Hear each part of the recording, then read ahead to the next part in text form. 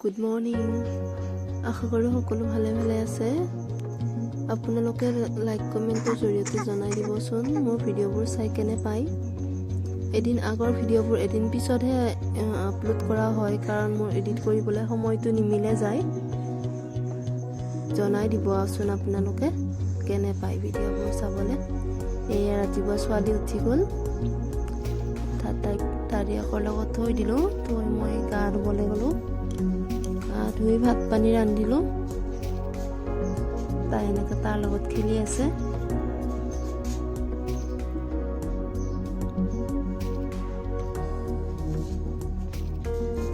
সিহঁত দুটা একেলগে থাকিলে আৰু বেলেগ চিন্তা কৰিব নালাগে, বা তাই কান্দিব বা কিবা শাস্তি কৰিব বুলি পেলাই, কাৰণ সি বৰ ধুনীয়াকৈ ৰাখে তাইক। দুয়োৱে মিলি মোবাইল চাই আছে। এয়া ওপৰলৈ আহিলোঁ। আজি আমাৰ মিস্ত্ৰী আহিছে কিবা এটা টেংকিৰ কাম কৰিবলৈ ওপৰত। সি অকলে আহিছে আজি, তাৰ লগত লিভাৰ নাই কোনো।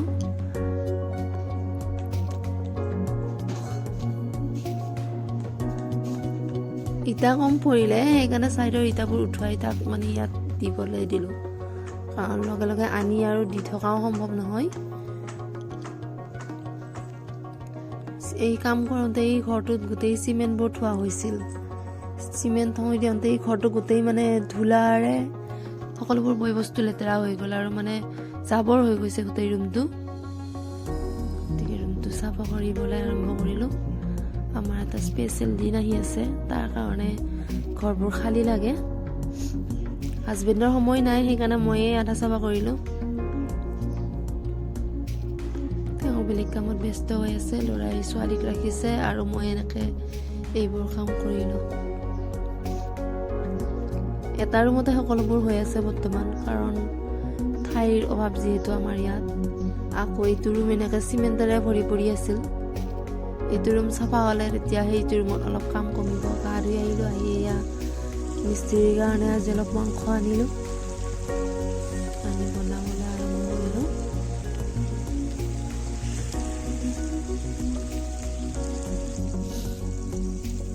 মাংস, বেঙেনা ভজা আৰু চব্জি, এইবোৰ কুটি বাছি লৈ আকৌ এনেকৈ তেল মাৰিবলৈ আৰম্ভ কৰিলোঁ।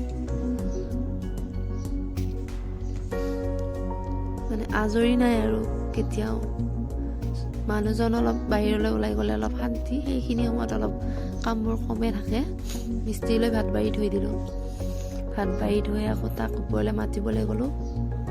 সি ওপৰত কাম কৰি আছে। কাম কৰিবলৈ চাবলৈ যাই আমি ছোৱালীয়ে মই অলপ ফটো উঠিলোঁ।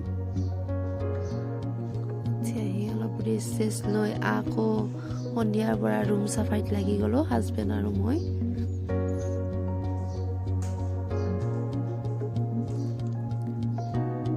গোটেই ধূলা, চিমেণ্ট।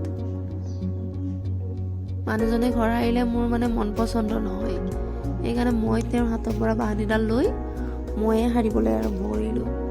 দাকো বনি গৈছোঁ একদম। তেওঁ এয়া পানী মাৰি থ'লে। পানী লাৰিলে মই পানী লাৰিলে আকৌ যিহেতু ছোৱালীৰ জ্বৰ উঠিব, সেইকাৰণে মই পানীখিনি লৰা নাই। এয়া হ'ল গ'ল ৰুম চাফাই।